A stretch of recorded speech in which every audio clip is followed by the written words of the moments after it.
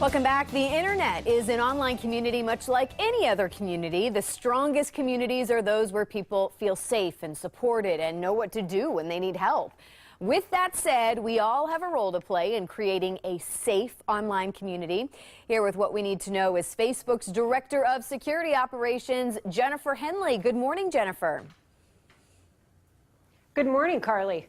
So happy to be talking to you this morning. I'd imagine you have a big job that you're doing on a daily basis. Everybody and their mother on Facebook these days. So what is your advice in making sure that not only on Facebook that we're just keeping and safe practices every day online?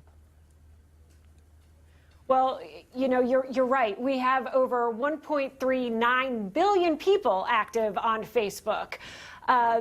And we have a lot of tools and resources available to people. But there's also some really general tips I can give people for staying safe online. And the first one around that is really our weakest link still remains passwords. And unfortunately, the best advice I can give everyone is make sure you have different passwords on all the different sites you use. And that's incredibly important for email accounts and bank accounts and social media accounts like Facebook.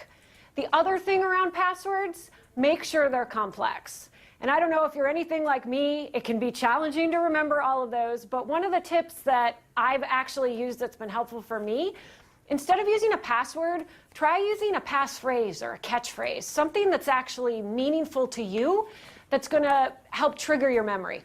All right, very good. So then outside of our actual passwords, what other advice do you have? I'm a mom with children, and I know we get, there's always this debate among families, what you post about your children online, and, their identities are just as important.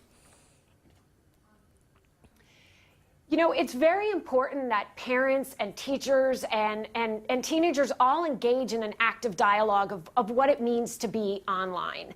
And something I tell everyone is, if something seems too good to be true, it normally is. So use your judgment. If you don't know someone, don't connect with them. And as a parent, if you're looking to have conversations with your family, you can actually go to our Family Safety Center, facebook.com/safety, for a bunch of resources and materials to help you have a meaningful dialogue.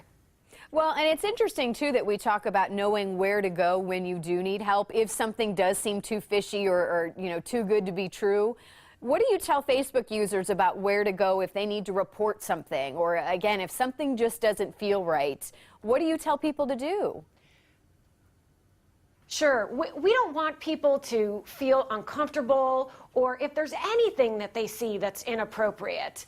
If you actually go to the upper right-hand page of any individual piece of content, somebody's personal profile, or even a public Facebook page, you can report that content, and we take all of those very seriously and have a team of people that are dedicated to investigating them and getting back to you as soon as possible. Well, and it is good to know that there is a team behind, the actual website, and there are actual real live people like yourself that are trying to make the online community safer. There are engineers all over the world working 24/7 to make sure people feel safe and protected, because it really is the core of what our community is about. Well, as we wrap up here, what's the take home? What do we need to do? I would suggest anybody go to facebook.com/security, and you can follow up on all of these tips and more to help keep yourself safe online. All right, Jennifer, thank you so much. We appreciate you taking some time to chat with us again. I know you have a busy job. Thanks so much for having me. We, of course, will put all that info on our website as well, fox4morningblend.com. Say goodbye to joint pain and hello to pain-free living. Up next, the pros of prolotherapy.